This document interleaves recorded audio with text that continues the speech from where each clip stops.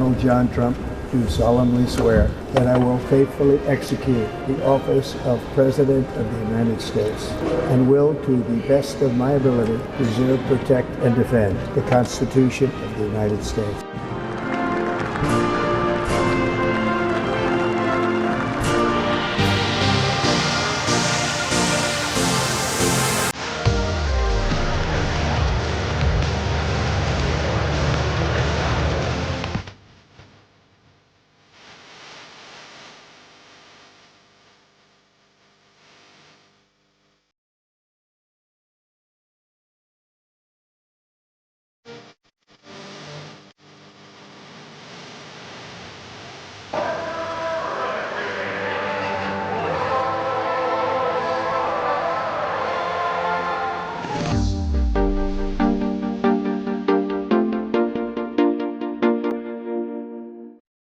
The first item that President Trump is signing is the rescission of 78 Biden-era executive actions, executive orders, presidential memoranda, and others.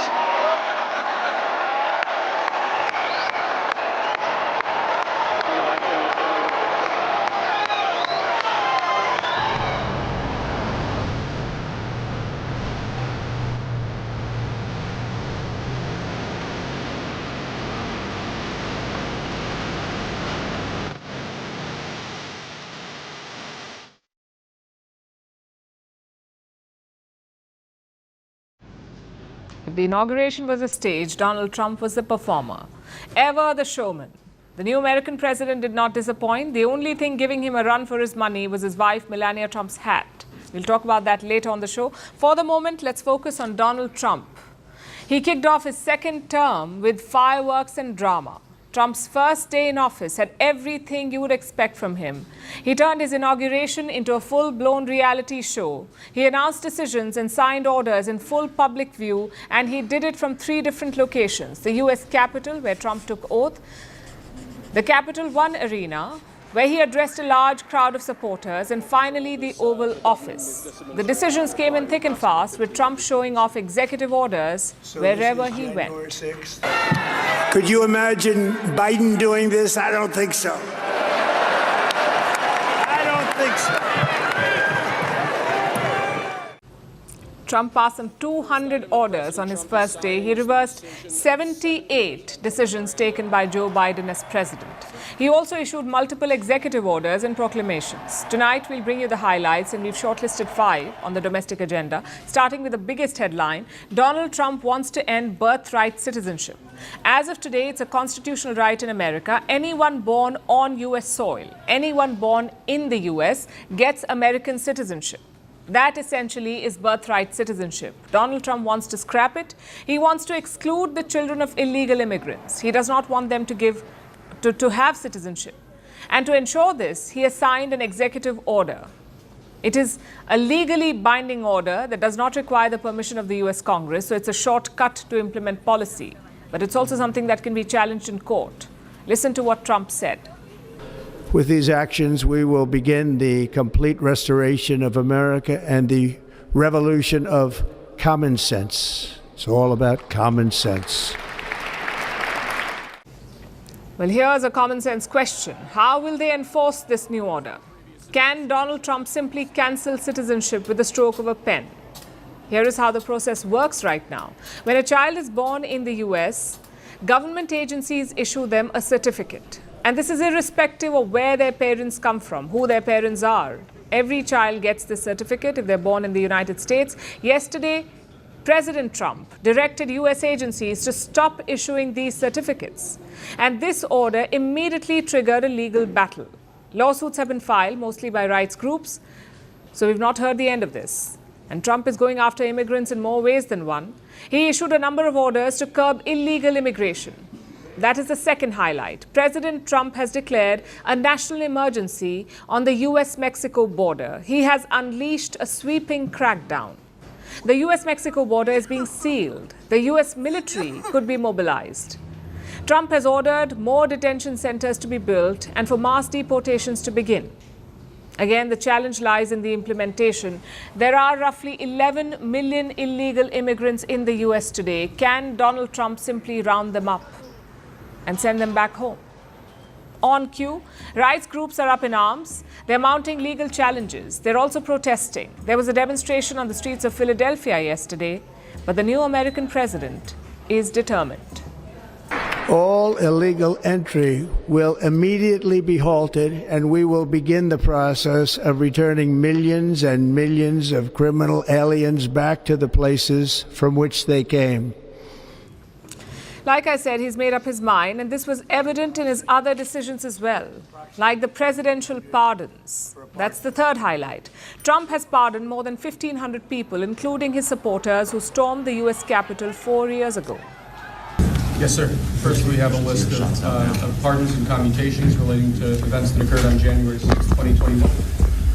Okay, and how many people is this? I think this order will apply to approximately 1,500 people, sir. So this is January 6th. These are the hostages.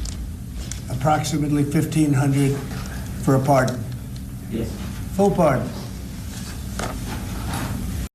This pardon is sweeping in scope. It goes beyond freeing those who were jailed. Trump has also instructed government lawyers. They have to drop all pending cases against the rioters. Highlight number 4 is about the U.S. military. President Donald Trump has banned transgenders from serving in the military. He has also rescinded all DEI policies. We talked about this yesterday too. DEI stands for Diversity, Equity and Inclusion, DEI. It promoted equal rights for racial minorities and the LGBTQ community within the military. Trump says the U.S. military will now recognize only 2 genders, male and female. We don't want to have transgender operations for everyone. There's a longing for common sense in this country. And I was saying before, we're the party of common sense. You know, we don't want to have men playing in women's sports.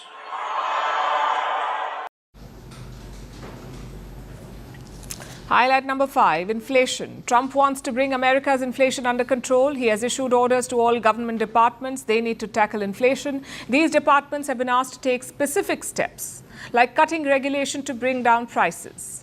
So those are the 5 big highlights. They broadly cover all of Trump's major domestic promises. He also took decisions that impact America's relations with the world, like on climate.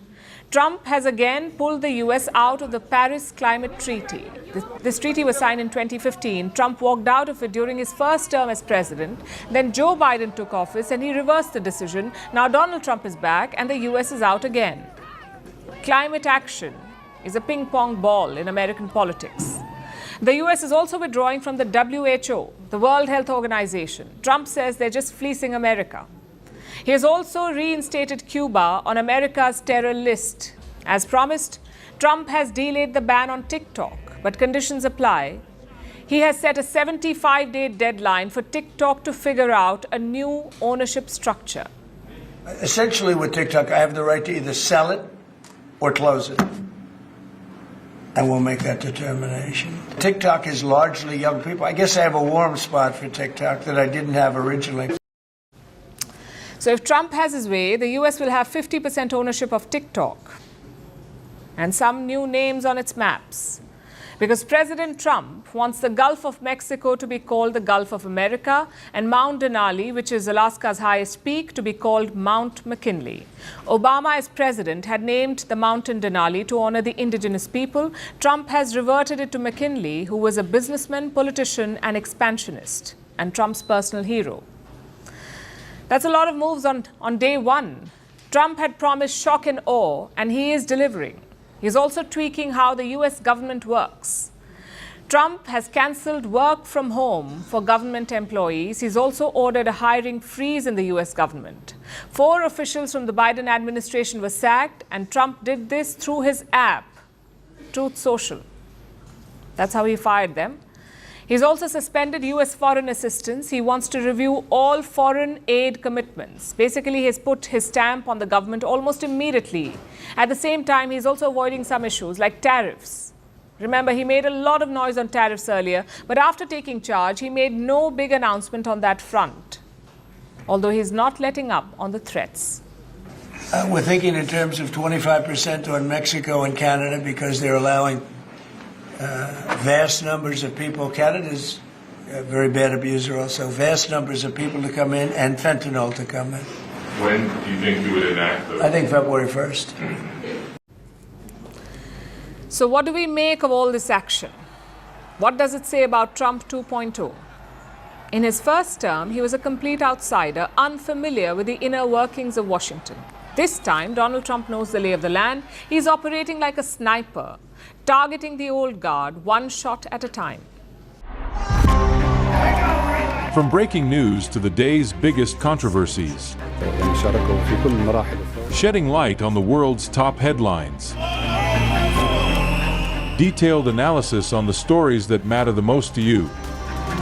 Catch it all on Spotlight at 6 p.m. India time and 12:30 GMT.